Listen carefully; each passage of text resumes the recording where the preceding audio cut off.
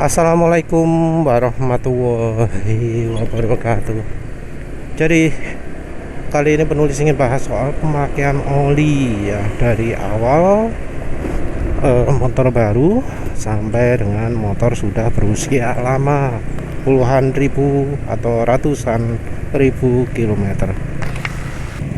Sampai sekarang banyak orang yang berpendapat bahwa kalau motor baru itu perlu pakai oli rekomendasi pabrikan, atau yang lebih strict lagi, perlu pakai oli yang disediakan pabrikan.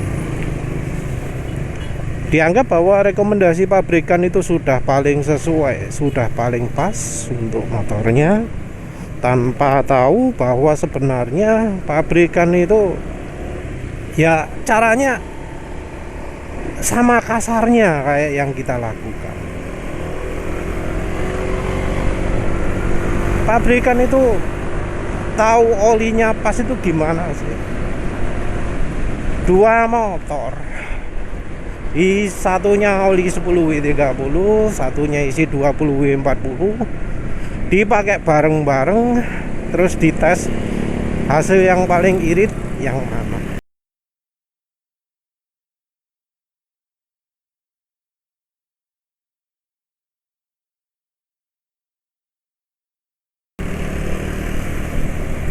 Dan itu dilakukan di laboratorium yang suhunya sangat dingin ya. Yang suhunya minus 25 derajat.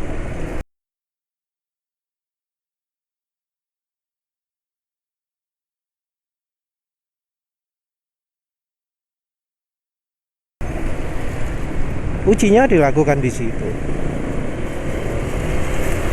Ya tentulah yang encer yang menang. Nah, kita ini apa ya, bisa tempatnya, daerahnya suhunya sedingin itu sampai muncul salju dan segalanya? Mana bisa? Ya nggak bisa lah.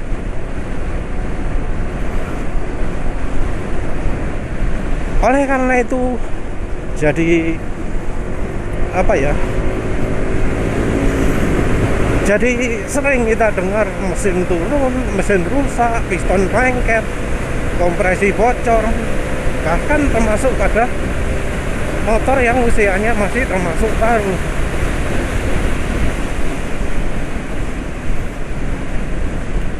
Jadi salah satu penyebab motor sekarang cepat rusak itu adalah karena rekomendasi olinya terlalu encer.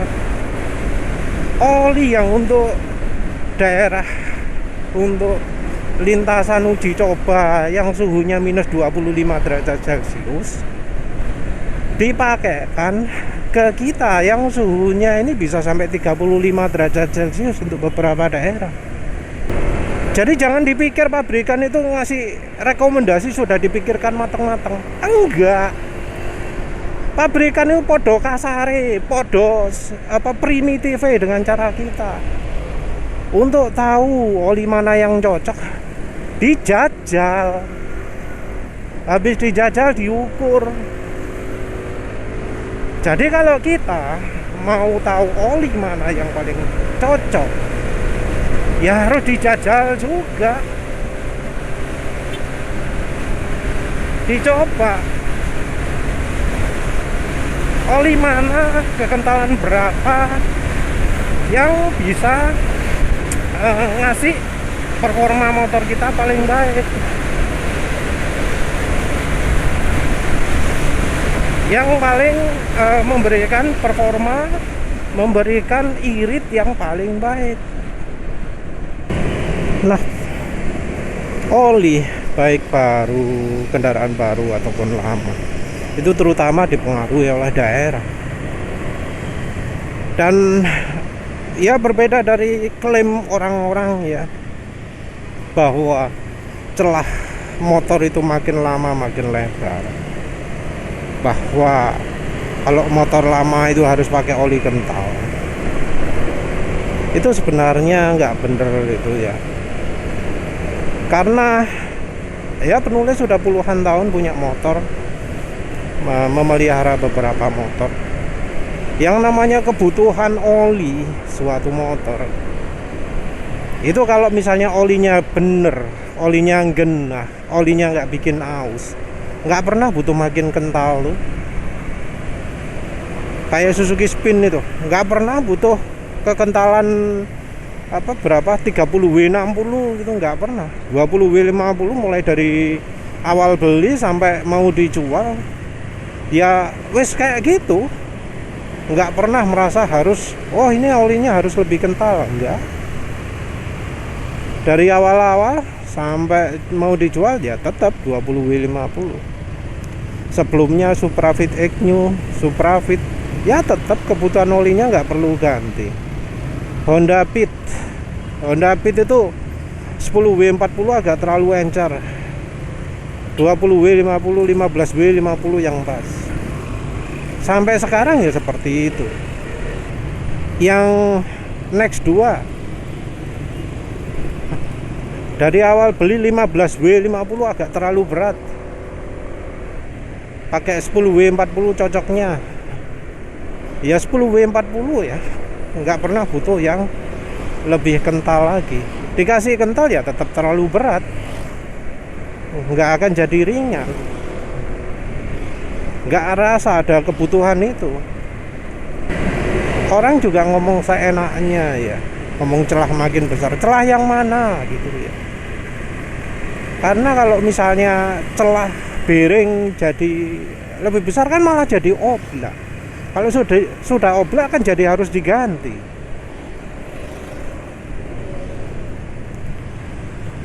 Sebenarnya rekomendasi menggunakan oli yang encer itu menyesatkan ya, terutama kalau daerahnya panas.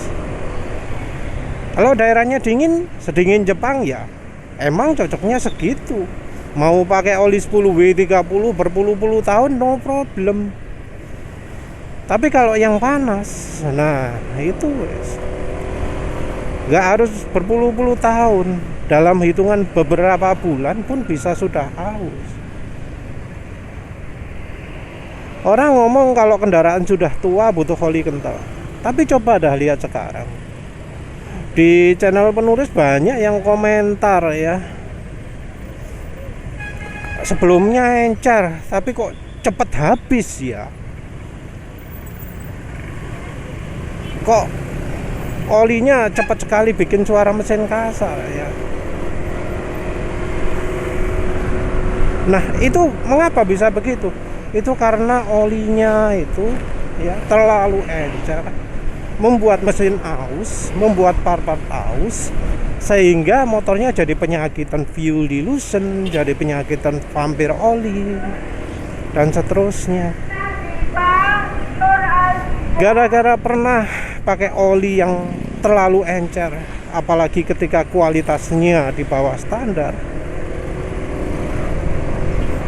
motor jadi penyakitan, terus akhirnya terpaksa bisanya pakai oli kental.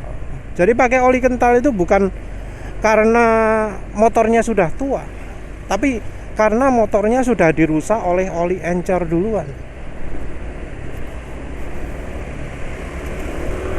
Jadi rekomendasi bahwa kalau motornya sudah tua harus pakai oli kental, itu terjadi karena olinya sudah dirusak duluan oleh oli encer. Kalau misalnya ya di awal-awal sudah pakai kekentalan yang pas, maka nggak akan pernah butuh yang namanya oli lebih kental itu. Nggak akan pernah butuh oli yang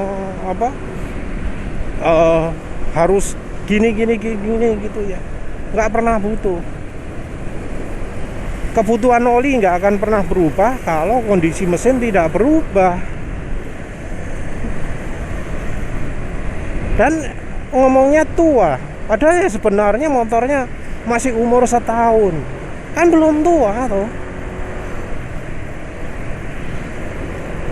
Tua itu kan umurnya puluhan ribu, ratusan ribu gitu kan.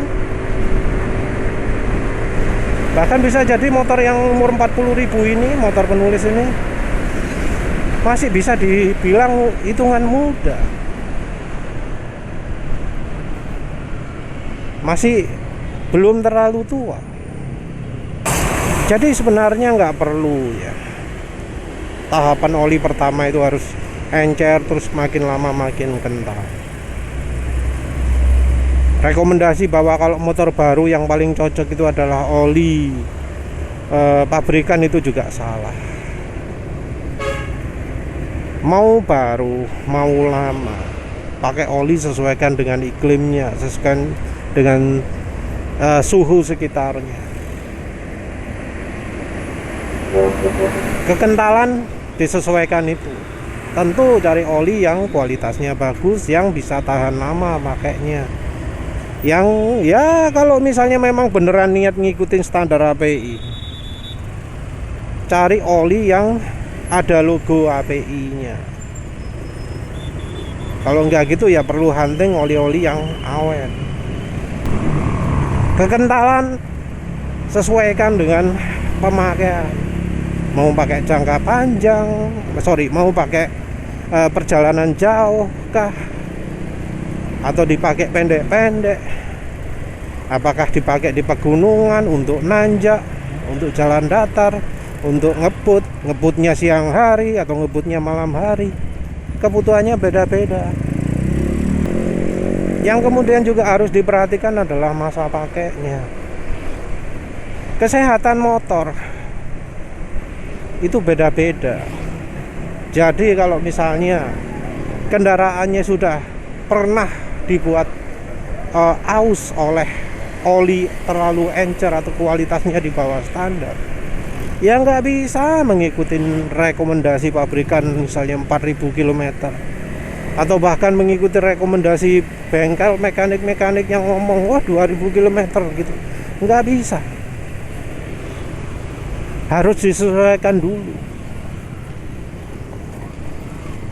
Kalau sehat pakai oli yang sangat bagus, misal pakai Mesran B40, pakai campuran minyak goreng, pakai campuran minyak silikon, pakai campuran oli samping,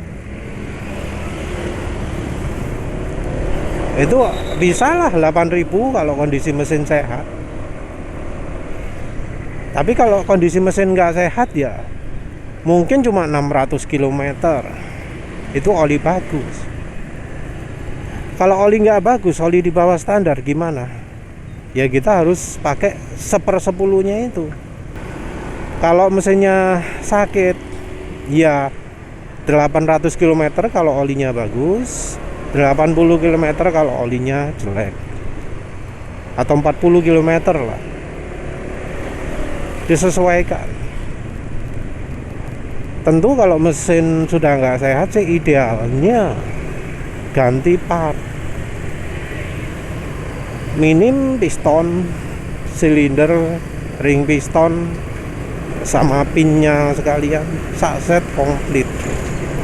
Dan tentu jangan merek pabrikan lagi, karena sudah terbukti kan mesinnya nggak kuat. Ya walau kalau pakai part aftermarket juga sama, tapi paling enggak kalau cari blok mesinnya yang silindernya dari liner besi, liner baja, tentu akan lebih awet daripada liner aluminium yang KW2. Jadi ngejarnya itu kalau ada dana lebih sekalian bore up lah. Mungkin pakai BRT yang liner besi atau merek apalah. Untuk sementara merek pegangan penulis ya NPP. Tapi ya tetap NPP kalau olinya kurang baik juga nggak mungkin bisa awet-awet banget. Sayangnya juga merek NPP itu penjualnya nggak ada yang tetap ya, karena bisa jadi ngomongnya NPP tapi ternyata cuma silinder itu, pistonnya bukan, ring pistonnya bukan, jadi ada ketidakmatchingan yang menyebabkan nggak cocok dan sebagainya. Mungkin paling tepat kalau ke bengkel balap ya, tapi kadang bengkel balap bisanya cuma untuk kecepatan tinggi ya. Kalau untuk motor harian mungkin ya kurang mahir, bisa aja.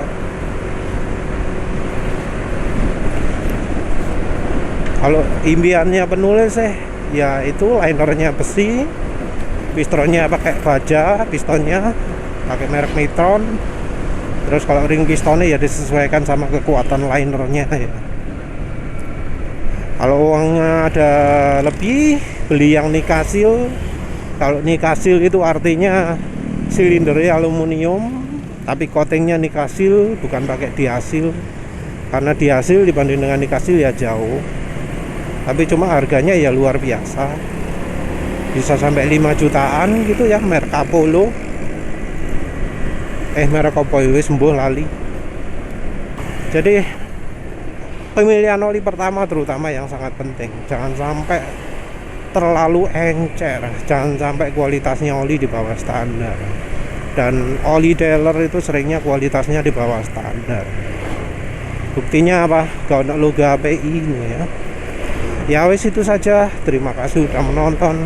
Assalamualaikum warahmatullahi wabarakatuh.